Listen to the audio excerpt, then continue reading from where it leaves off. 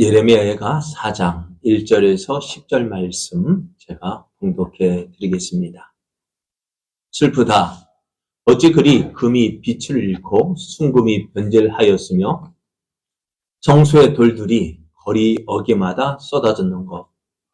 순금에 비할 만큼 보배로운 시온의 아들들이 어찌 그리 토기장이가 만든 질항아리 같이 여김이 되었는고. 들개들도 젖을 주어 그들의 새끼를 먹이나 딸 내 백성은 잔인하여 마치 강야의 타조 같도다. 젖먹이가 목말라서 혀가 입 천장에 붙으며 어린 아이들이 떡을 구하나 떼어줄 사람이 없도다. 맛있는 음식을 먹던 자들이 애롭게 거리거리에 있으며 이전에는 붉은 옷을 입고 자라난 자들이 이제는 거름더미를 안았도다. 전에 소돔이 사람의 손을 대지 아니하였는데도 순식간에 무너지더니 이제는 딸 내 백성의 죄가 소돔의 죄악보다 무겁도다. 전에는 존귀한 자들의 몸이 눈보다 깨끗하고 젖보다 희며 산호들보다 붉어 그들의 윤택감이 같아서 빛낸 청옥 같더니 이제는 그들의 얼굴이 숯보다 검고 그들의 가죽이 뼈들에 붙어 막대기같이 말랐으니 어느 거리에서든지 알아볼 사람이 없도다. 칼에 죽은 자들이 주려 죽은 자들보다 나음은 토지 소산이 끊어지므로 그들은 찔림 받은 자들처럼 점점 쇠약하여 감이로다. 딸 내 백성이 멸망할 때에 자비로운 부녀들이 자기들의 손으로 자기들의 자녀들을 삶아 먹었도다. 아멘. 할렐루야. 오늘도 우리를 향한 하나님의 사랑은 계속됩니다. 그 사랑이 있어 우리는 행복합니다. 하나님을 사랑하여 하나님을 예배하기를 기뻐하는 여러분에게 오늘도 하나님의 사랑과 은혜가 넘쳐나기를 예수님의 이름으로 축복합니다. 축복합니다. 옆에 계신 분과 함께 인사하겠습니다. 추위는 잠깐입니다. 그러나 성도님을 향한 하나님의 사랑은 영원합니다. 오늘 우리에게 주신 하나님 말씀을 통해서 하나님은 하나님을 존중하는 사람을 존중하십니다. 하나님은 하나님을 존중하는 자를 존중하십니다. 이런 제목으로 하나님 말씀을 증거하겠습니다. 빛 좋은 게살구라는 말이 있습니다. 겉보기에는 먹음직한 빛깔을 띠고 있지만 맛이 없는 게살구를 란 뜻으로 겉모양은 그럴듯한데요. 실속이 없는 것을 의미합니다. 오늘 바벨론의 멸망을 당한 유다 예루살렘의 모습을 한마디로 표현한다면 이 빛 좋은 게살구와 같다라고 표현할 수 있습니다. 예루살렘은요, 지형상 어느 누구도 어제는 쉽게 함락시킬 수 없는 안전하고 견고한 요새였어요. 이 예루살렘 성을 처음 다윗이 차지하기 전에는요, 누가 차지했냐면 여부스 사람이 차지하고 있었어요. 그런데 이제 다윗이 시온 성을 세우기 위해서 이 예루살렘을 정복할 때, 여부스 사람들이요, 다윗에게 이렇게 이야기를 합니다. 왕과 그의 부하들이 예루살렘으로 가서 그 땅 주민 여부스 사람을 치려하며 여부스 사람들이 다윗에게 이렇게 말합니다. 내가 결코 이리로 들어오지 못하리라. 맹인과 다리 저는 자라도 너를 물리치리라. 그들의 생각에는 다윗이 이리로 들어오지 못하리라 생각했다는 거예요. 왜요? 지금 다윗과 그의 부하들이 어떤 사람들입니까? 지금 전쟁하면은, 싸웠다면은 다 이기는 백전백승의 용사들이었단 말이에요. 그런데 이 다윗과 그의 부하들이 예루살렘을 올라가서 이 예루살렘 성을 정복하려 하는데, 여부스가 아이고 너희들 아무리 쳐들어와 봐라. 누구라도 맹인가 다리 저는 자라도 너희들 어떻게 하겠다. 능히 막아낼 수 있다라고 호언장담합니다. 왜요? 그만큼 안전한 성이라는 것입니다. 그래서 다윗도 어떻게 보면 이것을 어떻게 정복할까 하는 가운데 그 한 사람이 그 포위하고 있는 가운데 물길을 타서 이제 들어가는 걸 봤어요. 그래가지고 그 수로를 따라서 그저 성 안으로 들어가서 정복했는데요. 그만큼 어떻다는 거예요? 예루살렘 성은 어느 누구나 정복할 수 있는 성이 아니라 어느 누구도 함부로 정복할 수 없는 견고한 성이라는 것입니다.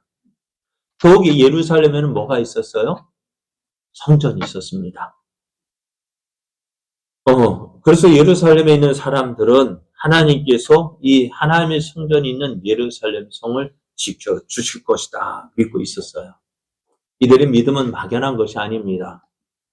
그 믿음의 증거가 있었어요. 어떤 증거가 있었을까요? 우리가 잘 아는 히스기야 왕 때요. 아수르의 사네립 왕이 18만 5천 명을 이끌고요.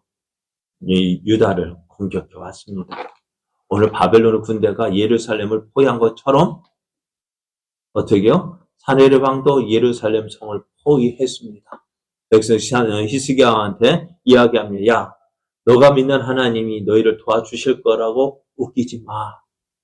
왜요? 당시 아수르 군대가 어떻게 했어요? 모든 정복해 오는 나라마다 그들이 믿고 의지했던 신들이 있었어요. 그 신들이 어떻게 해요? 그들의 나라를 지켜주지 못했습니다. 그러기에 사네립 왕이 하는 말, 야, 너희의 신, 너희가 믿는 하나님, 너희를 지켜준다고 웃기는 소리 하지 마. 우리가 너희 그 예루살렘 성을 능히 정복할 것이다 라고 이야기를 했습니다. 예루살렘 성은요, 당장이라도 함락될 것처럼 보였어요. 그런데 어찌 되었습니까? 예루살렘 성은 함락되지 않고요. 오히려 예루살렘 성을 포위하고 있던 아수르의 군대 18만 5천 명이요. 하룻밤 사이에 전멸을 당합니다. 사네립 왕은요, 그 예루살렘을 함락시키겠다고 했던 그 사네립 왕은요, 그 일로 해서 자기 고향으로 돌아가서 자기가 믿고 있던 신, 니스록의 신전에서 그 신에게 제사를 드리다가 암살을 당합니다. 그러니까 하룻밤 사이에 18만 5천 명이 죽임을 당하고 너희의 성, 하나님을 모욕했던, 조롱했던 사네립은 어떻게 해요? 죽임을 당하고요. 멸망할 것이라 얘기했던 예루살렘은 어떻게 했어요? 건재하게 살아남았어요. 그리고 이런 일이 있기 때문에 예루살렘 사람들은요, 어떻다고요? 하나님이 지켜주시기에 우리는 안전하다라고 믿었던 거예요. 그런데요, 히스기야 왕 때와 지금 시드기야 왕 때에 같은 점도 있고 다른 점이 있어요. 같은 점은 뭘까요? 히스기야 왕 때나 시드기야 왕 때나 어려움을 당하고 있다는 거예요. 히스기야 왕 때는 누구에게요? 아수르 왕 사네립에게. 지금 시드기야 왕 때는요, 바벨론 왕 느부갓네살에게 어떻게 포위가 되어져서 당장 어떻게 함락될 위기에 처했다는 것입니다. 그러한 때에 어떻게 해요? 저들에게 하나님께서 누구를 보내셨을까요? 선지자를 보내셨어요. 히스기야 왕에게는 이사야 선지자를 보냈습니다. 그래서 하나님 함께 하실 것이고 하나님이 도우실 것이고 너는 하나님을 믿기만 하라 했습니다. 그 말을 믿고 히스기야는 온 백성들과 함께 하나님을 찾았습니다. 하나님을 구했습니다. 그 믿음이 어떻게 사네립 왕이 듣기에 어떻게 야, 사네립 왕이 듣고 야, 히스기야가 너희 하나님이 너희를 도와주실 것이라 하지만은 웃기는 소리 하지 마. 그렇게 했단 말이에요. 그러나 그럼에도 어떻게 히스기야 왕은 온 백성들과 함께 하나님을 믿었고 하나님을 의지했습니다. 그러나 지금 시드기야 왕에게는 누가 있었어요? 선지자 누구요? 예레미야가 있었습니다. 예레미야가 이 시드기야에게 말하기를 바벨론에게 대항하지 말고 대적하지 말고 빨리 항복하는 것이 유익입니다. 항복하는 것이 유익입니다. 라고 이야기를 했어요. 그러나 시드기야 왕은 어떠했습니까? 그 말씀을 듣지 않았습니다. 어려움을 당하고 있을 때 히스기야 왕은 하나님 말씀을 듣고요. 어떻게 해요? 그 말씀에 순종했어요. 그러나 시드기야 왕은요, 똑같은 위기를 만났을 때 어찌했어요? 하나님 말씀이 그에게도 주어졌어요. 그런데 어떻게 했을까요? 시드기야 왕은요, 하나님을 믿는 대신 무엇을 믿었을까요? 애굽을 믿었습니다. 평상시 애굽에 조공을 바쳐서, 왜 조공을 바칠까? 우리가 어려울 때에 좀 도와달라. 그래, 애굽 왕도, 애굽의 바로도, 그래, 너 어려움 당할 때에 내가 너를 도와줄게 라는 약속을 받았어요. 그러니 어떨까요? 바벨론 쳐들어온다 해도 어떨까요? 겁나지 않았습니다. 그래서 이제 예루살렘을 포위하고 있는 바벨론이 예루살렘을 포위하고 있을 때에도 애굽이 도와줄 거야. 애굽이 도와줄 거야. 그렇게 믿고 있었어요. 물론 바로도, 애굽의 바로도요, 어떻게 해요? 유다를 도와주려 했지만은 어떻게 바벨론이 그 군대가 움직이니까 겁을 먹고 다시 돌아갔어요. 믿었던 애굽이요, 도와주지 않는 거예요. 결국 어떻게 되어졌을까요? 저들이 믿고 의지했던 애굽은 아무런 도움이 되지 못했습니다. 결국 어떻게 되어져요? 예루살렘 성은 어때요? 함락되어지게 되었습니다. 애굽을 믿었던 저들 결국 망하게 되어졌는데요.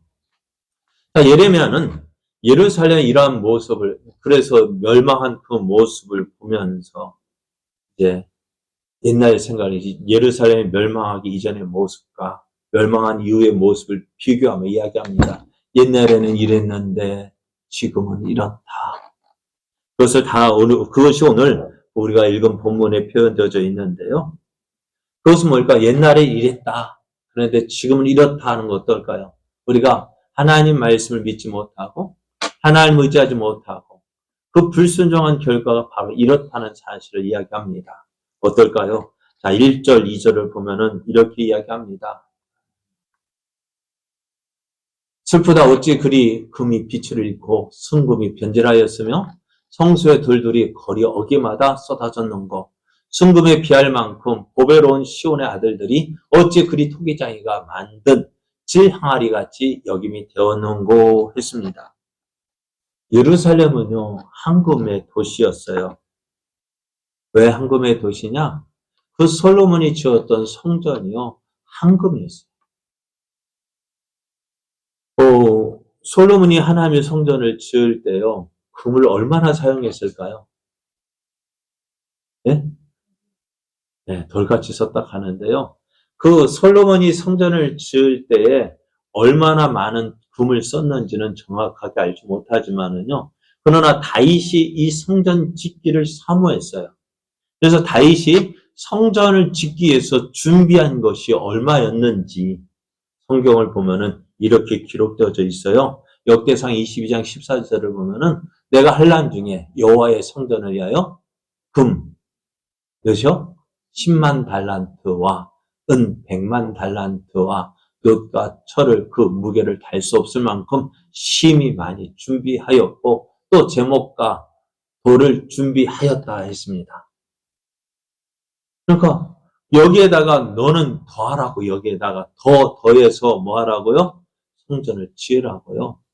여러분 여기 한번 금 10만 달란트 한번 생각해 볼게요. 그러면 한 달란트가요. 그 무게가 얼마나 되냐면은요. 금 한 달란트가 금 한 돈이 3.75g이라 하더라고요. 3.75g이고요. 어제 시가로 어제 인터넷 검색해 보니까요. 한 돈에 36만 5천 원이요.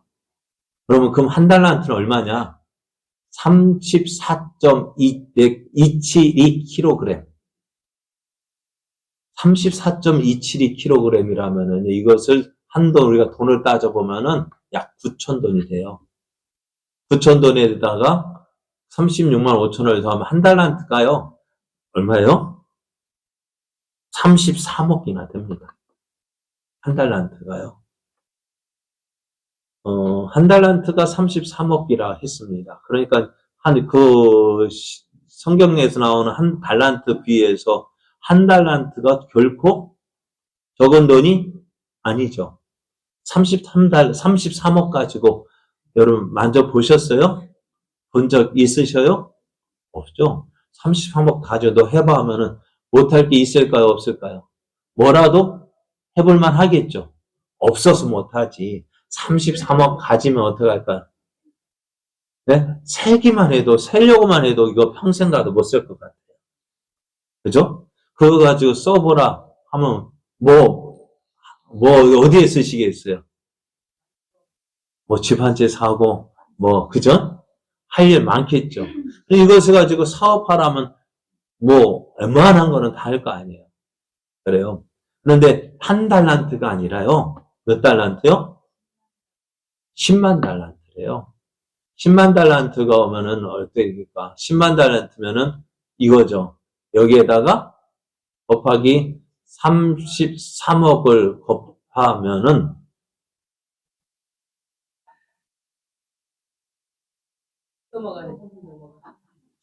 이게 얼마나 돼요? 제가 따져보니까 예? 330조입니까? 그렇게 나오나요? 제가 0을 하나 더 붙였는지 뺐는지 모르겠는데 어찌됐든 어마어마한 돈입니다. 33조나 330조나 그 정도 돼요. 자, 그렇다면 이게 작은 돈일까요?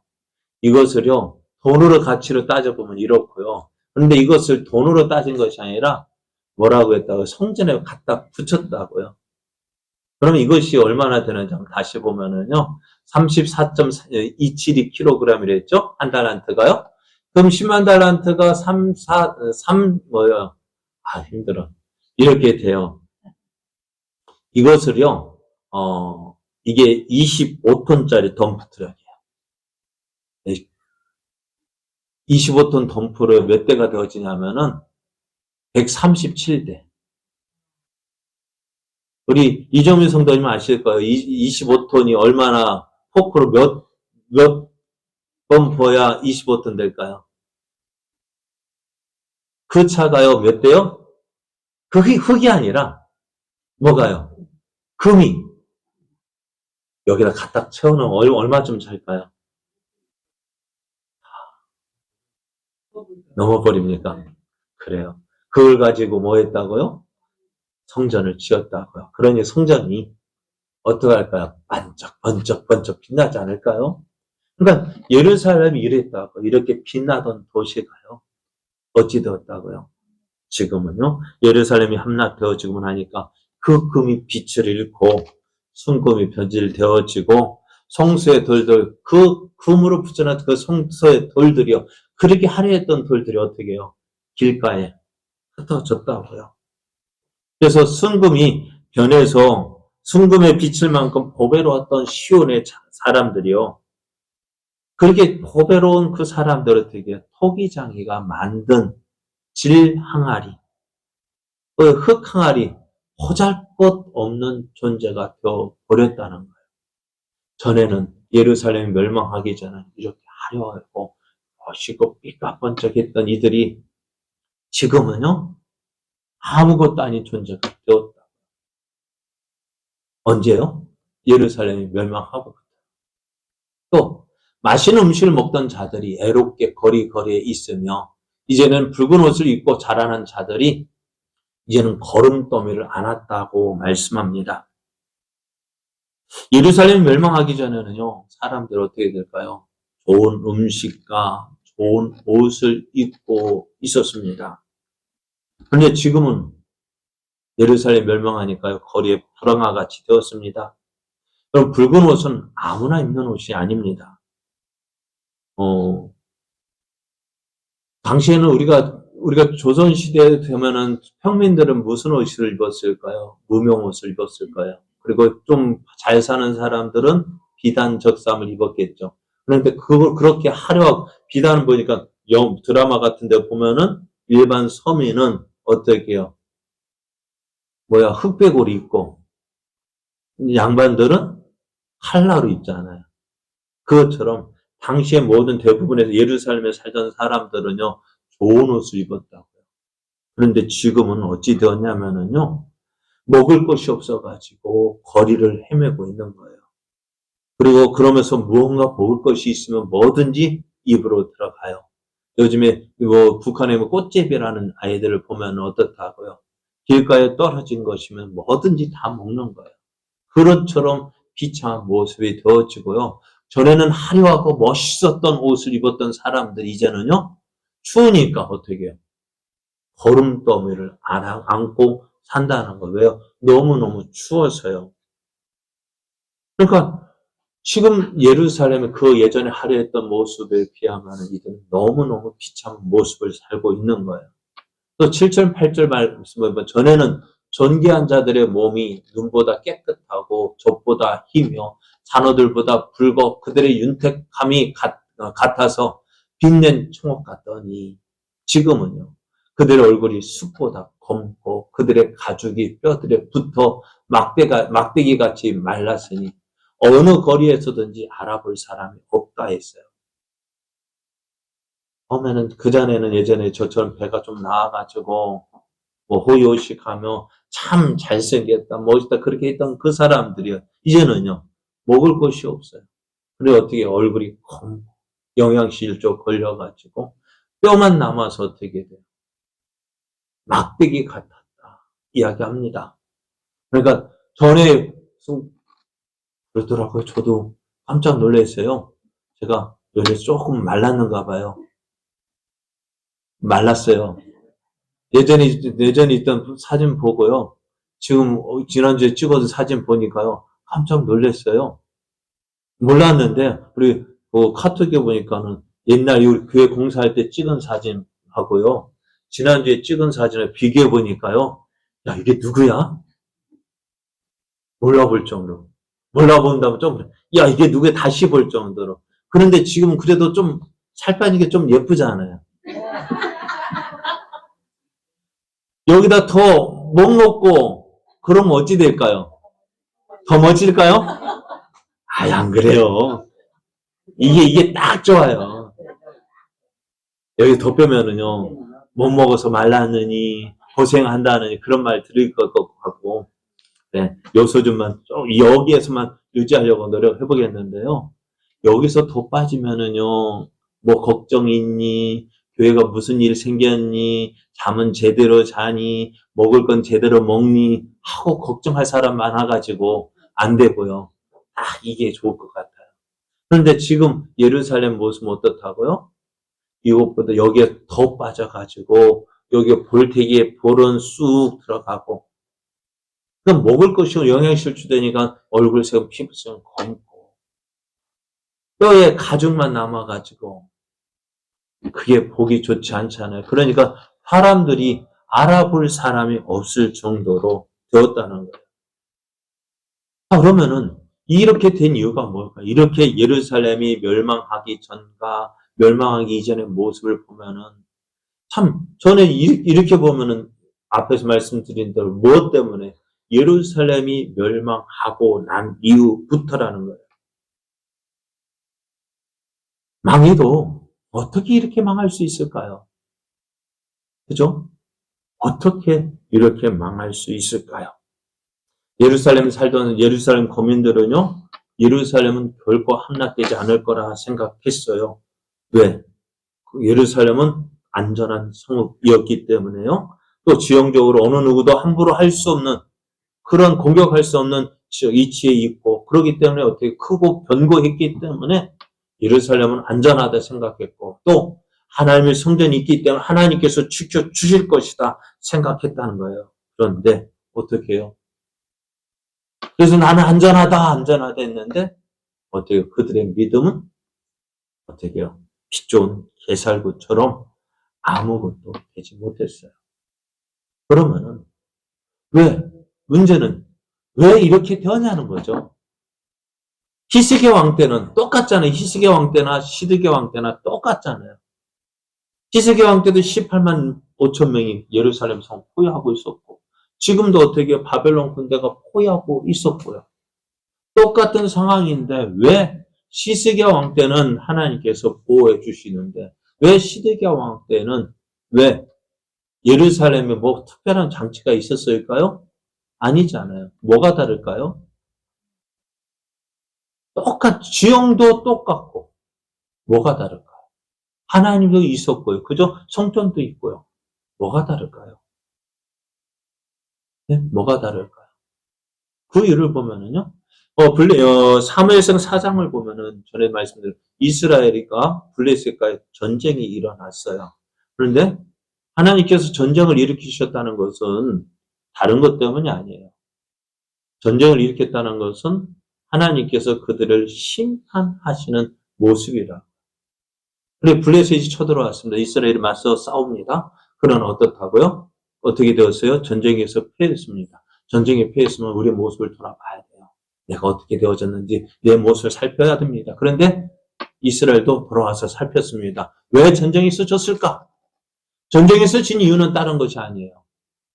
뭘까요? 하나님과 우리의 관계가 잘못되었기 때문에 그래요. 하나님과 우리의 관계가 잘못되었기 때문에 어떻게 전쟁이 일어났고 전쟁에서 진 이유는 그 잘못된 것을 어떻게 고치라는 하나님의 신호입니다. 그런데 이스라엘 백성은 어떻게 했을까요? 하나님과의 관계가 잘못됐는지 살피지 않고 무엇 때문에 졌을까? 어떻게 했을까요? 여호수아 때에는 그래. 여호수아가 이 가나안 땅을 정복할 때에는 무엇을 앞서갔어? 언약궤를 앞세우고 나갔단 말이에요. 그 언약궤를 앞세우고 나가서 전쟁했는데 우리는 어떻게 했다고요? 그 언약궤를 앞세우지 않고 우리끼리만 갔다는 거예요. 그래 어떻게 했을까요? 실로에 있는 언약궤를 실로에 있는 실로의 성소에서 있는 언약궤를 가지고 와서 앞장서 갑니다. 그 언약궤가 이스라엘 진영에 들어왔을 때 어느 이스라엘들이 와 하고 삼성을 지릅니다. 왜요? 언약궤가 있으니까 우리가 이길 것이다. 이제 이스라엘 백성은 언약궤가 있기 때문에 우리가 이길 것이라 생각했습니다. 똑같잖아. 이스라엘 백성들이 예루살렘 성에는 뭐가 있어요? 성전이 있기 때문에 우리가 하나님께서 우리를 지켜주실 것이다. 보호해 주실 것이다. 그런 믿음이었다. 그런데 막상 전쟁해보니까 어땠을까요? 졌습니다. 어떻게 되었죠? 이스라엘 군대가 전쟁에서 패하고요. 제사장 흠리아 비나스가 그 전쟁에서 죽었고요. 또 언약궤는 빼앗겨서 블레셋이 다곤 신당에 전리품으로 갖다 바쳐줬고요.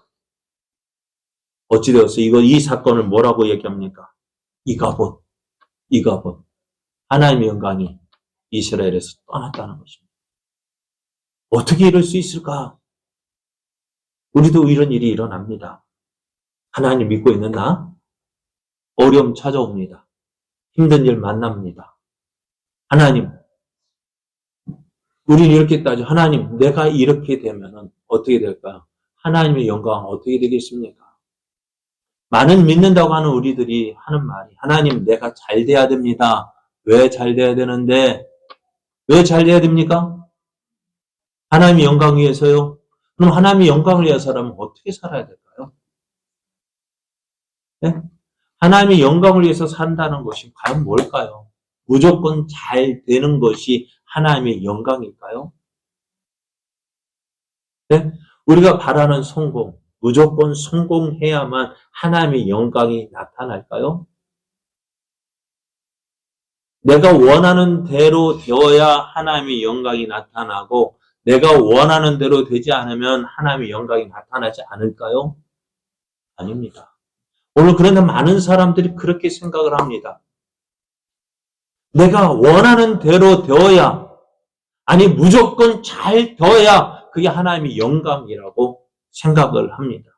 그래서 하는 말, 하나님, 내가 잘 건강하고 잘 되어야 하나님의 영광입니다. 내 자식들이 성공하고 내 자식들이 뭐든지 잘 되어야 하나님의 영광입니다. 공부 잘해야 되고 뭐 해야 되고 뭘 해야 되고요. 그래서 어떻게 해요? 하나님의 영광 나타내야 됩니다. 그게 맞아요. 그렇게 되어야 하나님의 영광이 나타나겠죠. 그러나 어떨까요? 그래서 많은 사람들이 중간 과정을 생각하지 않고 결과만을 생각해요. 중간 과정 어떻게든지 어떻게요? 괜찮고 결과물만 좋으면 된다라고 생각합니다. 그래서 어떻게 해요? 우리는 수단과 방법을 가리지 않습니다. 수단과 방법을 가리지 않는다는 것이 뭘까요? 하나님 없이 사는 거예요.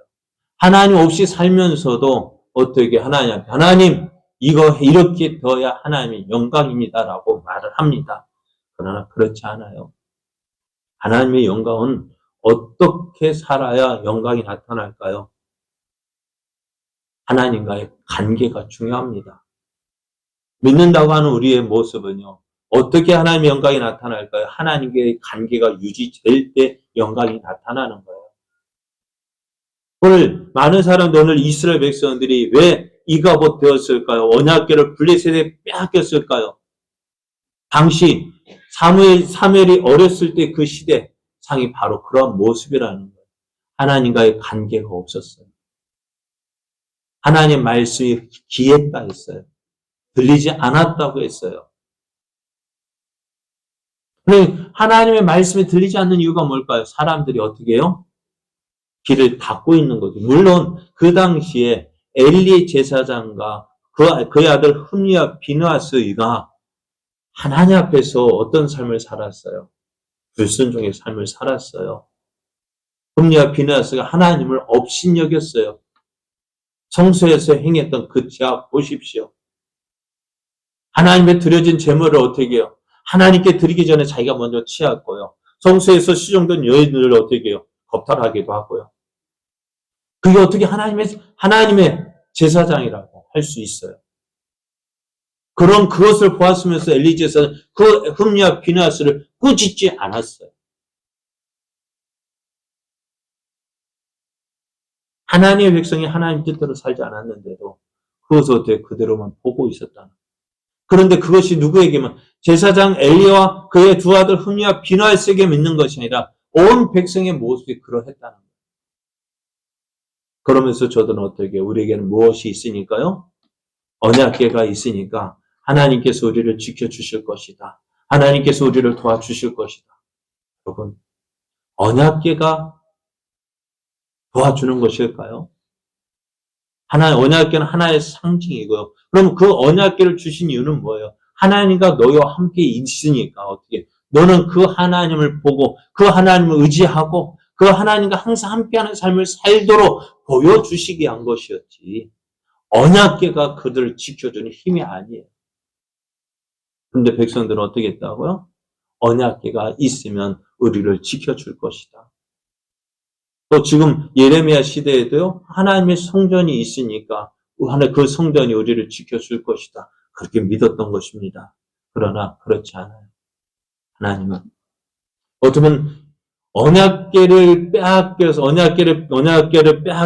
블레셋 다곤 신전에 바쳐진 것이 첫 번째 이가봇이라 한다면은 오늘 예루살렘이 멸망하고요. 예루살렘에 있던 모든 성전의 기물들, 심지어는 성전에 있는 두 기둥까지도 어떻게 해요? 다 빼앗겨서 옮겨 갔다고요. 그것이 뭘까요? 제2의 이가봇이고요.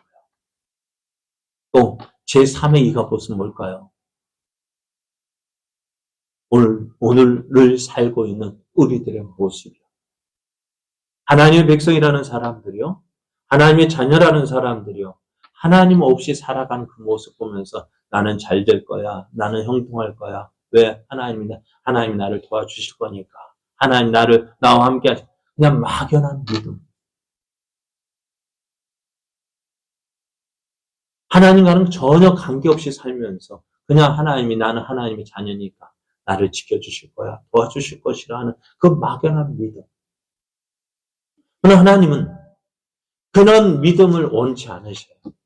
오늘도 그렇잖아요. 하나님과 그리고 자식 간에도 뭐가 있을까? 소통이 있어야 돼요. 그죠? 대통령과 국민과의 소통이 있어야 하듯이 자녀들 사람과의 소통이 있어야 뭔가 그런 관계가 유지되어지는 거예요. 그런 관계가 없이 어느 날 갑자기 전화 오면 어떻게 됐다고요? 전에 말씀드렸죠. 저도 갑자기 저는 평소에 전화 오지 않던 사람이 전화 오면은 무슨 일일까? 걱정되고 불안합니다. 왜요? 관계가 없던 사람이 갑자기 전화 오면은 하나님과의 관계도 마찬가지예요. 기도하다가 교회에서 기도하는 어느 날 어느 누가 갑자기 와서 기도하면 어떻게 될까요? 목사님, 저는 불안해요. 무슨 일이 있는 걸까? 누가 어느 날 와서 큰 소리로 하나님 통곡하며 기도할 때는 목사는 무슨 일이 있는 걸까? 하고 더 불안한 거 있죠. 그래, 평소에 계속 와서 기도하는, 당연히 와서 기도하는가 보다 하고 넘어갈 텐데, 기도 안 하던 사람이 기도하면 어떻게 돼요? 기도하는 거 당연한데도 불구하고, 어떻게 불안한 거예요. 여러분, 하나님도 그러실 것 같아요. 그럼 어떻게 될까요? 우리는 평상시 하나님을 사귀어놔야 돼요. 그것이 바로 믿음이에요. 자, 오늘, 아까 말씀드렸던 흠리와 비나, 엘리제 사장과 흠리와 비나스가 하나님 믿었을까, 안 믿었을까요? 믿었습니까? 아니요, 믿지 않았어요. 하나님은 흠리와 비나스에게, 엘리제 사장이 이렇게 이야기합니다. 하나님의 사람이 엘리에게 와서 그에게 이르되, 여호와의 말씀에 너희 조상의 집이 애굽에서 바로의 집에 속하였을 때 내가 그들에게 나타나지 아니하였느냐. 그래서 모세와 아론에게 나타났죠. 그들에게 사명 주셔서 이스라엘 백성을 어떻게 해요? 애굽에서 가나안 땅으로 이끌어내게 하셨습니다. 이스라엘 모든 지파 중에서 내가 그를 택하여 내 제사장으로 삼아 그가 내 제단에 올라 분향하며 내 앞에서 에봇을 입게 하지 아니하였느냐? 누구예요? 누굽니까? 레위 지파의 아론 자손들. 그죠? 지금 엘리 제사장이 누구의 후손이면 그 아론의 후손이에요. 그래서 어떻게 그가 지금 대제사장으로서 이스라엘 백성 앞에서 제사장으로서 그 일을 감당하고 있는 거예요. 그리고 또 다른 사람들이 입지 못했던 에봇을 입게 하였고 또 제사를 드릴 때 어떻게 해요? 그들이 제사 드린 그 제물을 함께 먹을 수 있게 했어요. 그런데 그들은 어떻게 해요? 너희는 어찌하여 내 처소에 명령한 내 제물과 예물을 밟으며 내 아들들을 나보다 더 중히 여겨 내 백성 이스라엘이 드리는 가장 좋은 것으로 너희들을 살게 했느냐는 것입니다. 하나님보다도 엘리제사는 하나님보다도 누구를 더 귀하게 여겼어요? 흠리와 비나스를 더 귀하게 여겼고 그리고 하나님께 드리는 것 그것으로 그들만 먹였던 거예요. 하나님과의 관계는 둘째 치고 무엇보다 내 자식, 내 것. 그리고 하나님께서 이러한 저들을 향해서 뭐 하시느냐? 이스라엘 하나님 나 여호와가 말하는 내가 전에 내 집과 내 조상의 집이 내 앞에 영원히 행하리라 약속하셨어요. 그러나 이제 그들 그 모습 보고 이제 그 언약을 깨뜨리시겠다고요. 이제 나 여호와가 말하는 결단코 그렇게 하지 아니하리라. 나를 존중히 여기는 자를 내가 존중히 여기고 나를 멸시하는 자를 내가 경멸하리라 했어요. 결국 엘리제 사장의 집이 이렇게 되었다고요. 나를 존중히 여기는 자를 내가 존중히 여기고 나를 멸시하는 자를 내가 경멸하리라 했습니다. 결국 어떻게 돼요? 엘리제 사장의 집안이요. 다 망하게 되어집니다. 흠리와 비나스가 결국 한날 한시에 죽었고요. 그의 아들 이가봇이 겨우 살아서 제사장의 명목을 유지하다가 결국 어떻게 되어져요? 다윗 시대에 이 제사장의 직무가 끊어져 버려요. 하나님이 주셨던 은혜가 어떻게 돼요? 이 일로 대해서 어떻게 하나님을 무시하니까 하나님 앞에 제사 드리는 사람이 그 하나님의 드리는 제사를 무시하고 함부로 대할 때 어떻게 해요? 그 제사가 하나님께서 받으시는 제사가 되겠냐고요. 오늘 예루살렘이 망한 이유도 그거예요. 성전이 하나님의 그 예루살렘에 있지만은 어떻게 되어졌어요? 그들은 하나님 말씀을 듣지 않았어요. 뭐만 있는 거예요? 껍데기만 있는 거예요. 빛 좋은 게살것처럼 하나님의 성전이 황금으로 지어졌다 한들 하나님은 원하시는 것이 뭘까요? 네? 그 화려한 성전을 원하시는 것이 아니라 어떻다고요? 하나님과의 관계를 원하시는 거예요. 사랑하는 여러분, 하나님은 오늘 우리와 함께 하신다고 약속하셨어요. 여러분 믿으십니까? 하나님 우리와 함께 하심을 믿으십니까? 어떻게 믿을까요? 하나님 믿는다는 거 어떻게 믿고 계십니까? 우리의 믿음은 과연 무엇으로 표현할 수 있을까요? 어떤 교회 크기로 우리의 믿음을 내가 어느 교회 다니는다 그것이 우리의 믿음을 그것으로 우리의 믿음을 나타낼 수 있을까요? 아니 많은 사람들 그렇게 해요. 나 어느 교회 다니네. 그것이 하나의 어떻게 해요? 내 믿음이라고 이야기합니다. 내가 그 교회 직분 뭐네. 그것은 내 믿음을 나타내려고 해요. 내가 이런 믿음이다라고 자랑하려고 해요. 저는 이렇게 표현하면 좀 제 자격지심이랄까요? 그래요. 큰 교회 다니니까 시골 교회 목사한테 가서도 가르치려고 해요. 내가 이만한 믿음이다. 아니. 왜요? 내가 그것은 내 믿음. 그러니까 사람도 어떻게 해요? 그러니까 여러분 얘기하는 말이 아니에요. 여러분 그래도 그런 믿음이 아니니까요. 그런 믿음이었다면 여러분 이 교회 우리 제자교회 오지 않았을 거 아니에요. 여러분은 아니에요. 우리 교회 여러분은 아니에요. 그런데 다른 사람들이 그렇다고. 내가 어느 교회 다니네. 그것이 내 믿음의 크기 있냐? 그게 내가 뭐 직분 무엇을 가졌네. 그것이 내 믿음이 있냐? 아니. 내가 몇 년 동안 다녔네. 내가 예전에 어떤 일을 했었네. 아니, 그게 중요한 것이 아니에요. 무엇이 중요하냐? 오늘 내가 지금 하나님을 어떻게 믿고 있느냐는 거예요. 내가 하나님과의 지금 나와 관계가 어떻게 되느냐는 거예요. 오늘 내가 정말 어렵고 힘들 때 과연 내가 하나님과의 관계가 유지되고 있느냐는 거예요. 하나님과 소통하고 있느냐고요. 여러분, 어려울 때도요, 소통이 되어지면 어떻게 되어질까요? 문제 해결이 되어져요. 소통이 되지 않으니까 해결이 되지 않는 거죠. 여러분, 태풍이 올라올 때요, 참 이렇게 했으면 좋겠어요. 하나님 앞에 기도합니다. 하나님, 태풍이 올라오는데요, 다른 점은 다 무너져도 믿는 나는 어떻게 해요? 안전하게 되어지면 하나님의 살아계심이 증명되어지지 않아요. 하나님, 지켜주세요. 보호해주세요. 근데 그렇게 기도했는데 어떻게 해요? 태풍이 올라왔을 때 나만 안전합니까? 다 어려움 당할 수 있어요. 믿는 자라고요? 태풍이 그냥 지나가지는 않아요.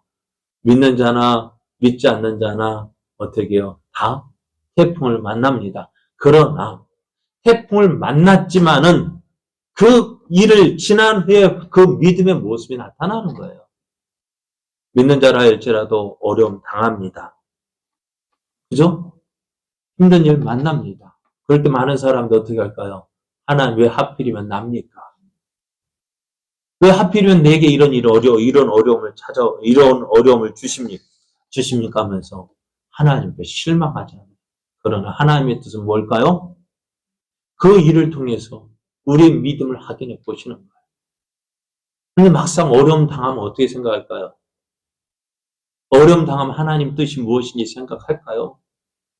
저는요, 저도 이런 위기가 있었어요.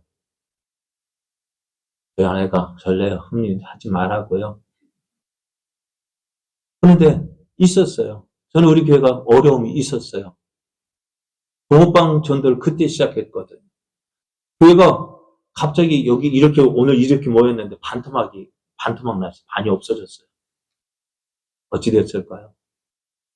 교회가 유지가 안 되는 생각하기를, 내가 일용직이라도 나가야 될까? 근데 하나님께서 감사하게도 우리 은혜를 주신 게 뭐냐면 그거였더라고요. 그때 그렇게 해서 붕어빵을 시작한 거예요.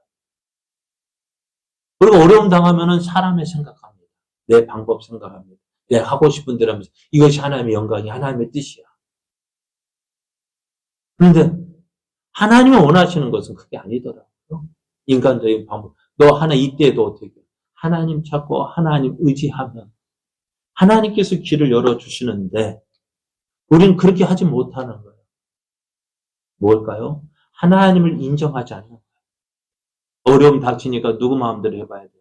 내 생각대로, 내 방법대로 해보려고. 그러니까 어려움 닥치면 하나님, 이 어려움 닥치면 어떻게 돼요? 하나님, 내가 하나님 믿습니다. 하나님 의지합니다. 하나님 나를 도와주십시오. 하나님 앞에 엎드려야 되는데 어떻게 하나님 여기 계십시오. 내가 문제 해결하고 나중에 다시 돌아오겠습니다. 그렇게 해서 떠난 사람이 한두 사람이 아니에요. 그렇게 떠났다가 어떻게 돌아온 사람이 어떨까요? 그리 많지 않아요. 믿음은요, 바로 이거예요. 어려움을 만났을 때 하나님을 찾는 거예요. 진정한 믿음은 어려움 만났을 때 나를 돌아보는 거예요. 그리고 내게 부족한 것이 무엇인지 찾고 하나님과의 관계가 회복되어지는 거예요. 그것이 정말 진정한 믿음이죠. 내가 어떤 믿음이 있다 자랑하는 그것은 어떻게 해요? 빛 좋은 개살구처럼 보일 수 있어요. 그러나 진정한 믿음, 오늘 뭐예요? 내 삶 속에서 일하시는 하나님, 역사하시는 하나님을 인정하는 거예요.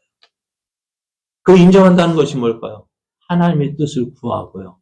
또 하나님 말씀에 인도하심에 순종하는 거. 그게 뭘까요? 말씀 듣고 그 말씀 붙잡고 기도하고 기도할 때 주시는 그 하나님 인도하심에 순종하는 거예요. 우리도 기도하죠. 기도하고 어떻게 하라 응답이 왔는데 그 응답 받았지만 어떻게 돼요? 이렇게 해야 되겠다. 왔는데 그렇게 움직이지 못하니까 어떻게 돼요? 아무런 일도 일어나지 않는 거예요. 여러분, 하나님은 어떤 분이라고요? 하나님을 존중하는 자를 어떻게 해요? 존중하신다고요. 그것이 하나님의 뜻입니다. 오늘 우리의 삶. 정말, 오늘 예루살렘이 멸망한 이유가 뭐예요? 하나님 말씀이 들렸잖아요. 그런데 그 말씀을 어떻게 해요? 무시했다고요. 여러분도 한번 다른 사람하고 이야기할 때 내가 이야기하는데 사람이 내 말 듣지 않는다면 어떡해요? 기분 좋을까요? 기분 좋습니까? 나쁩니까? 저 사람이 내 말 안 들으면 어떻게 생각해요? 나를 무시해? 무시하는 것 같죠? 그럼 화가 나고요? 하나님 똑같지 않을까요? 우리가 하나님 믿는다면서 믿는다는 믿음의 증거가 뭐예요? 그 말씀을 듣고 그 말씀에 순종하는 것이 하나님을 인정하는 거예요. 오늘 우리의 삶. 그러니까 어떻게 되어져? 우리 이스라엘은 유다와 예루살렘이 어떻게 되어졌어요? 하나님 인정하지 않았기 때문에 망했다. 그럼 오늘 우리는요? 그러면 이제 우리는 이러한 예루살렘의 모습을 보면 우리는 어떻게 살아야 될까요? 하나님 말씀을 무시하는 것이 아니라 하나님 말씀을 귀담아 듣고요. 그 말씀 따라서 살아가는 것이 하나님을 인정하는 거예요. 하나님을 인정할 때 하나님도 어떻게 나를 인정해 주시고요. 하나님께서 약속하신 대로 행하시는 분이심을 믿으십시오. 그리고 우리의 삶이 이제 어떻게 해요? 하나님과의 관계없는 삶이 아니라 하나님과 관계 있는 삶. 그게 뭐라고요? 말씀 듣고 그 말씀 붙잡고 기도하고 그 말씀 인도하심에 순종하는 것이 하나님을 인정하는 거예요. 너는 범사에 그 하나님을 인정하라 했어요. 그러면 너의 길을 인도하시라 하셨어요. 여러분, 왜 우리가 힘든 삶을 사느냐? 이것이 없기 때문이에요. 하나님은 다시 표현하면 하나님은 하나님을 존중하는 자를 존중하십니다. 그러나 하나님을 무시하는 자는 어떻게 하신다고요? 무시하신다. 나를 존중히 여기는 자를 내가 존중히 여기고 나를 멸시하는 자를 내가 경멸한다. 그것이 오늘 유다와 예루살렘에 일어난 일이고 엘리와 엘리 제사장의 두 아들 흠니와 비느하스에게 일어난 일이고요. 또 다윗은 어떻게 했을까요? 하나님을 인정하니까요. 어떻게 돼요? 베들레헴 그 촌구석의 그 목동이었던 그 아이가 아버지도 인정하지 않고 그 형제들도 인정하지 않는 그 다윗을 누가 인정해 주셔요? 하나님이 인정해. 왜요? 범사에 하나님을 인정하니까요. 하나님께서 그를 인정해 주셔서 지금까지도 다윗 왕 하면 어떻게 해요? 인정해 주잖아요. 오늘 우리의 삶이요? 어떤 삶? 하나님을 인정하십시오. 여러분의 삶 가운데 일하시는 그 하나님을 인정하십시오. 그리고 그 하나님 말씀에 순종하십시오. 그럴 때 어떻게 해요? 하나님께서 여러분을 인정해 주셔서 여러분의 삶이 어떤 삶? 복되고 또 형통한 삶을 살게 되어지는 거예요. 금년 한 해 하나님을 인정하십시오. 하나님을 존중하십시오. 그러면 하나님께서도 여러분을 인정하시고 여러분을 존중하심으로 여러분의 삶이 참으로 달라지게 될 거예요. 금년 한 해 이렇게 하나님의 크신 은혜와 복을 누리는 저와 여러분 되어지기를 예수님의 이름으로 축복합니다.